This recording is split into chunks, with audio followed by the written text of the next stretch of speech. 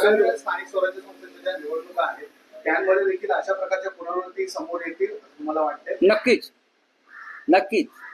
गुन्हेगार, खून, दरोडेखोर, बलात्कारी याने एक जाहिरात दिली पाहिजे भारतीय जनता पक्षाने अशा प्रकारे भरतीची, की सर्व पक्षातले खुनी, लफंगे, बलात्कारी, विनयभंग करणारे, आर्थिक गुन्हेगार बरं का यांनी भरतीसाठी भाजपा कार्यालयामध्ये उपस्थित राहावं अशी एक जाहिरात द्यावी, टेंडर काढावं आणि त्यानुसार त्यांनी भरती करून घ्यावी.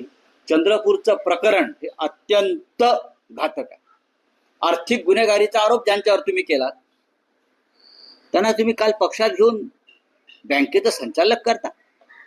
पण हा विषय आम्ही तडीस नेऊ आणि भारतीय जनता पक्षाला याच्यात धडा शिकवू. कोण आहेत हे महान लोक कोण आहेत?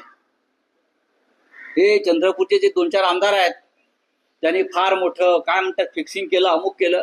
गुन्हेगारांना पक्षात घेणं ही चाणक्य नीती आहे. आम्ही नव्हतो त्या गुन्हेगार म्हणत, तुम्ही म्हणत होता.